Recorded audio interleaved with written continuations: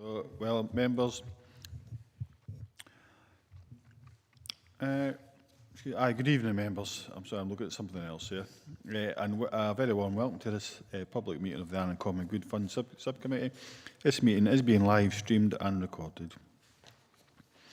We have remote participants, by the way, Councillor Brody and Marshall.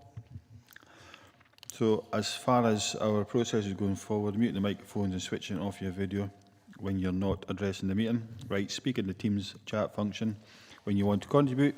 If you're in the hall, you can do this on your iPhone or iPad. Please don't repeat contributions already made by other members. No material should be posted in the chat function if it is intended as part of the discussion. Our standing orders will apply, including that any votes will be taken by a roll call. If any member has, has to leave the meeting, please either leave the Teams meeting for that period of time, or write leave in the Teams chat function, and then join when you rejoin the meeting, so we can keep track of whether the meeting is quorate. All members should speak clearly and directly into the microphone when making contributions, and when referring to reports, please provide reference to the relevant page and paragraph to allow everyone to follow.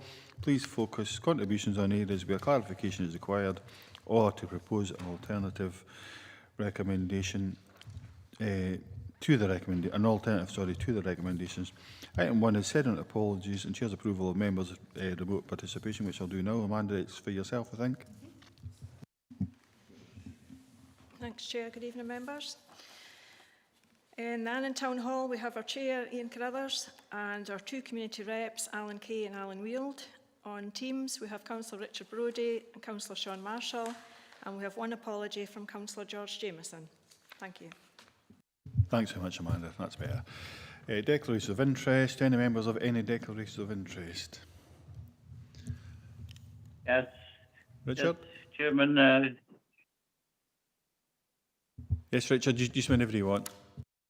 Item 4. I'm a member of Annan History Town Group. Statement of connection. I intend to stay in the meeting. Excellent, thanks very much for that. So it's statement of connection, I think we've captured that. Yep, I'm getting nods from Amanda. Nobody else has any declarations of interest or statements of connection. Item number 3, sorry, it's a minute of the meeting of 22nd November 23. This minute is for noting. If we're happy enough to note that, it's obviously been cleared through the full council. Item number 4 is Annan Common Good Fund Monitoring Report. It's by the Interim Head of Community Services. This report provides members with an overview of the current position in relation to the 23-24 financial plan for the period to the end of October, through to the end of December 23. Jimmy Nixon's available to take any questions on this report. Members, I'll open up to yourselves for any points, comments, questions on item number 4. Members.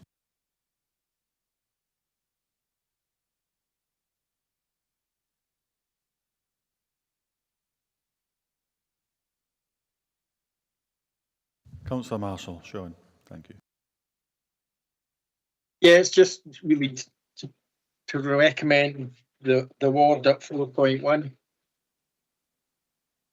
2000 Annan History Town. Yep, happy to support that, Sean. I'll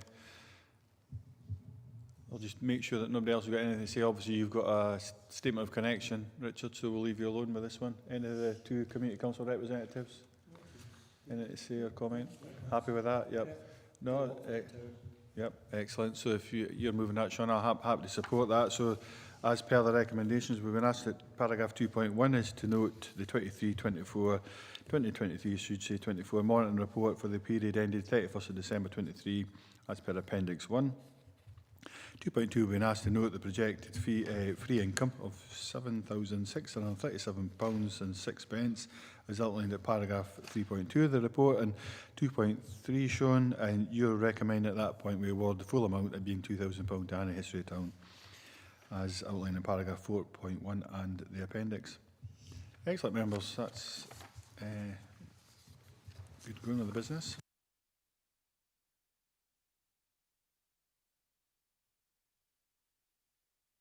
Item number 5, Annan Common Good Fund. It's a 2023 fishing report and 2024 season Conditions and Fees Report by Interim Head of Community Services. This report provides members with information on the catch statistics for the 2023 fishing season and to invite members to review the conditions and fees for half-net licences for the 2024 fishing season. Jamie, I should have maybe done this last time. Do you know that I missed that, didn't I? I did. No, apologies for that. Aye, so that's when I wasn't reading off my notes, members. I should have asked Jamie if she's got anything to add to the report she wants to bring to our attention. Jamie? Yes, thank you, Chair. I would just like to make an amendment on paragraph 4.1. The actual amount of licences sold last year was 23 and not 24. So my apologies, member. Okay, thank you. Thanks so much. So that'll alter the motor income slightly, does it? Yep, aye, it does. By one. So let me get my papers, members. It's a bit of a juggle. So I don't see any hands coming up yet. So at recommendation 2.1, I'm just going through because systematically we've got to make some decisions here, especially at 2.4, I think it is. So, well, 2.1 is to review the catch statistics, sorry, for 2023 fishing. I certainly looked at them, had a good look through them. But just the thing I picked up personally was just the trends, the way the trends were. Again, we've been quite luscious sometimes, but we're coming right back again with the amount of catches. Yep, Alan? Does the number of licences that were issued reflect the statistics in any way, or is it the same licences as previous years? Jamie? So members will see that there was actually 24 licences issued the year before, but you'll notice that there's a significant decrease in the angling hours. Last year we had 1,333 angling hours. This year we are almost half at 756. So there is a significant decrease in the amount of angling hours. There was 4 licences that didn't fish for valid reasons, as it states in the report. But yes, you can see that we are significantly lower than previous years. Well, thanks, Alan. That's 4.1, I think, in particular. Councillor Brodie, Richard? Yeah, just to report that last year the conditions for fishing were very poor. That's why there's less effort as well. And obviously, it's soul destroying the fact that you can't take any salmon. So I think we're just going to see a gradual decline of the half nets now. It's unfortunate. Thanks so much for that update, Richard. Jamie, just before we go through the recommendations, see at 4.6.5, you might have picked up as we went through the recommendations, you're making us aware at that point, you're saying members should be aware that should there be a significant drop in licences issued, resulting in insufficient funds to cover the levy fee, this will be required to be paid from common good reserves. What do you think the likelihood of that is? Have you got a position on that? For members' information, just for historical, it has generally been the same licensees that take it on year. There was a reduction by 2 last year. So going on last year's figures, if the same amount of licenses are taken up this year, we would cover with this small increase that we're suggesting later on in the report. However, the downside of that is potentially that we may not have the same take-up of licences with the increase. Members.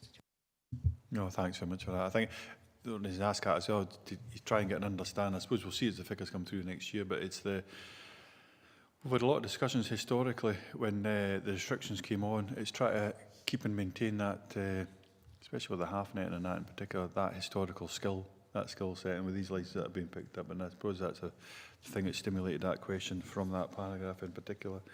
We'd like to see that being lost. So 2.1, like I say, is to review the catch statistics for 2023 fishing season for the half nets detailed in Appendix 1, which I think we've done out with here as well.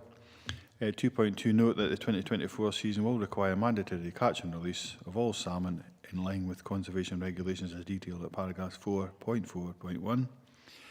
2.3 is to note the grounds of conservation that no more than 2 sea trout per licence be retained in any tide for the 2024 as detailed at paragraph 4.5.1.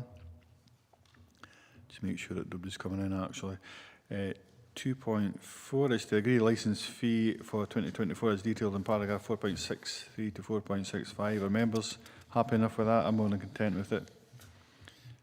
I don't think Yeah.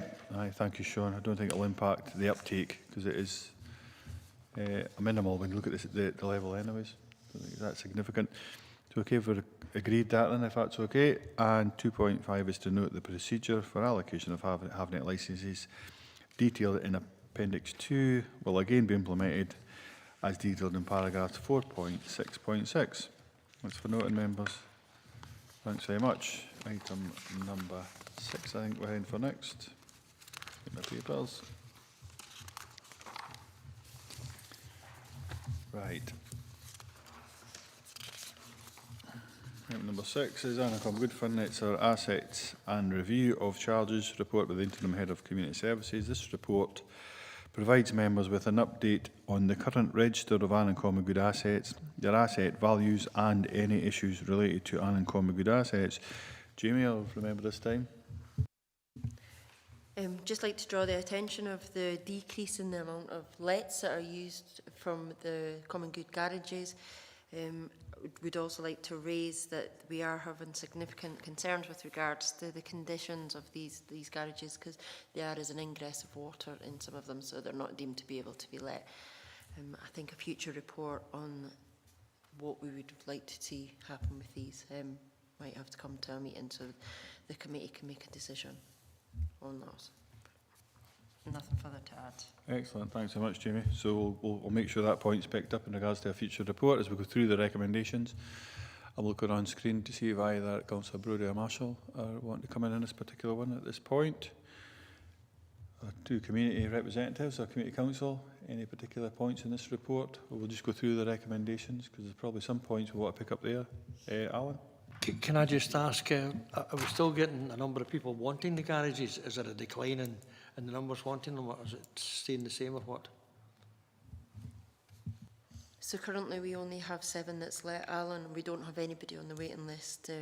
I have had to move 2 of the residents into alternative garages because there has been a leak. We have tried to have had the repairs guys out to have a look at these, but the information I'm receiving back is general wear and tear, so of the structure of the actual garages. You know, it would be significant amount of investment with regards to new garage doors, and it's actually the guttering at the back of the garages that are letting ingress of water, so that's why we've removed them. Took those 2 garages out of action at the moment. Even now it's coming on the adverse weather we've been having, it's been coming underneath the doors of the garages as well, which is causing some concern to those that have been renting them. So there's 4 that I wouldn't put out to rent at the moment. So have we got a long-term plan for the garages? I mean, this is obviously short-term, but have we got a long-term plan? I think that's a future report that I'll need to bring, because obviously the amount of investment that might be needed to actually bring those up to scratch with the amount of income that comes into the common good on an annual basis.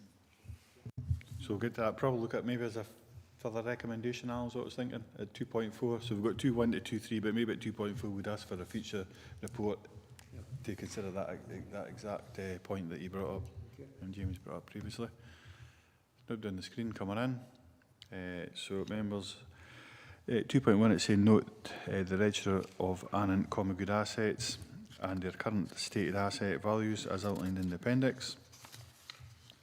That's to note. And 2.2 is to note as well. It's to note the expiry of the current Annan Athletic, probably got a question on this one actually. Note the expiry of the current Annan Athletic Football Club and Annan Caravan Camping Club leases and discussions ongoing about the future arrangements as outlined in paragraph 4.4. So print maybe just a quick one, unless somebody else has got.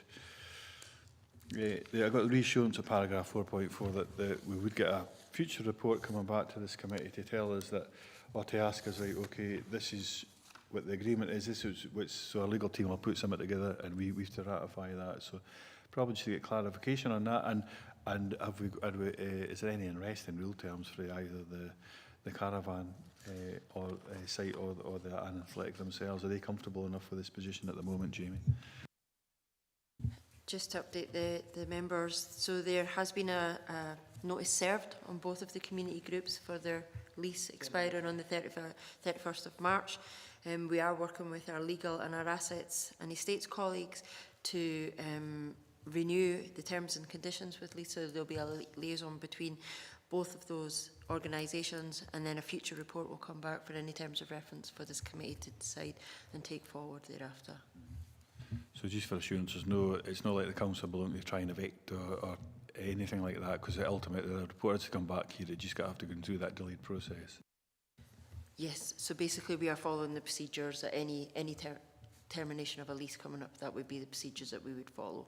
So therefore a report will come back for terms of reference for you to decide what you would want to do with that. Excellent, thanks for that, Jamie. Just getting that level of reassurance.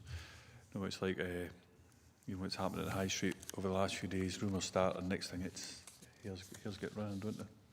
Things get out of hand. So that's good. We're comfortable enough that they're quite happy where they are.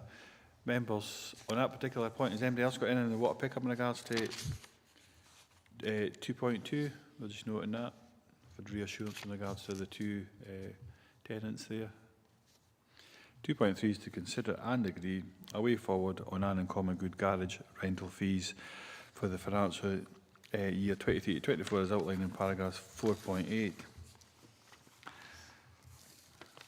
Going back to the point you were making earlier, so my thoughts on this, because there's no hands up as yet, my thoughts initially, I kind of went around in circles with it, sorry, is there any way we could have enhanced to try and pick up on the take and get an uplift on people renting them to increase the income, but ultimately maybe that would preempt it. But I think what we need more important, and you picked up on it, James outlined it, you picked up on it, Alan, is maybe a future report to say, right, okay, if the condition of these garages is substandard, we need some kind of report telling us how much investment that'll need. Then we could look at the return, potentially incentivising people to take up the garages at that point. So I'm quite comfortable with what's within the recommendations at 4.8, which is an increase of 9%. Would make the weekly charge of £9.34, £11.20 including VAT. And that's just a standard uplift on what it was historical last year. If members are comfortable enough, I think at this moment in time, to increase it to that level, I would support that, or even propose it. But I think as a 2.4, Richard? Yeah, we don't really want to put the prices up, but I think I'll support that proposal. We'll second it, and because we're going to have to invest quite a lot of money into the garages, and it'll take. We'll need to have the income to do that. I think it's just getting that balance, isn't it? And that's what I think this report will have to set out. So it's that balance, because I did think so one of the ideas came in my head. So it's about 570, 580 on an annual basis, including the VAT. I thought, would it be an option just to, you know, if somebody coming in for the first year, they only have to pay £500, but that then has an effect on the people who have been long-term, good tenants, paying for that length of time. They'll be thinking, why on earth are they getting a discount, we are not? So I think things like that, or ideas like that, maybe would be better considered in a report that has more detail. And if we get that forward, potentially could even change or adjust at that point, I would imagine, even if that's at the next committee. So we got a report coming back saying this is the state of play when it comes to the standard, the condition standard of the garages. This is how much we're going to have to invest, or even an option in investments. We can look at that then, look at how do we incentivise and get them up to capacity. How do we get all 13, I think it is, isn't it, garages fit for purpose and people want to pay them, pay a reasonable rate. But it's a normal they'll have to come up to. So if that's okay, if we can agree, 2.3 I think it was, which is as per paragraph 4.8, and a fourth recommendation, which would be 2.4, and that's to touch on the part that you brought up, is to receive a further report in regards to, I think it's the condition standard of the garages, and maybe the level of investment they needed to bring them up to fit for standard, and any maybe potential options for incentivising new tenants and the existing tenants when it comes to the... Jamie? Would members also like me to include the option of potential sale? Yeah. I didn't see why you should rule it out. No, rule it in rather than rule it out, and it's an option that's there. Yep, and that gives us two options. So I'm just thinking, I know, because that'd be absolutely fine. Because I'm just thinking, because what instantly went through my head was the right to buy, but that's through RSLs, I think in particular. Well, affect councils too. The right to buy your house in Scotland was revoked by the Scottish Government, but I don't think that will affect these garages. But that would come out if it did for some reason. Alan? Can I just say that I think selling the garages It might be a mistake, you know. I would like to know how allocation affects, you know, the number of people you have looking for them, because there might be some sites that are basically redundant because nobody wants them, and others that are really good sites that are always let. And I think that should be taken into consideration when deciding which ones you spend the money on and how much, you know. Thank you, Chair. I would like to highlight that predominantly it's the ones on Dumfries Wines that I'm having the issues with the ingress of water. The ones on the battery seem to be sound. I have had no complaints of those that are actually being rented out on in that location. So it is predominantly on those Dumfries Wine one. Excellent. So we've agreed that, we'll capture that, we'll pick up the detail of that in a minute, but ultimately we'd be looking for that report to come back to the next meeting if that's possible. Yep, excellent, thank you. Obviously, subject to property services and everything being able to accomplish that, but we'll be annoyed if they don't. We'll do that in a minute. So, Councillor Brodie and Marshall, I think that's his, but if you get any further comments, I'll take them now. If not, I'll be at the point where we'd close the meeting. Richard or Sean, you got any further comments? No, nothing else yet. Thank you, Sean. Richard, are you okay with what we've agreed there? So I'm fine with that. Thank you. Excellent. Thanks very much both for your contributions, and it's been a privilege and a pleasure, as it always is, to chair the committee, and thanks to everybody else from the table here. Thanks very much. No further business. Catch you at the next meeting. Thank you.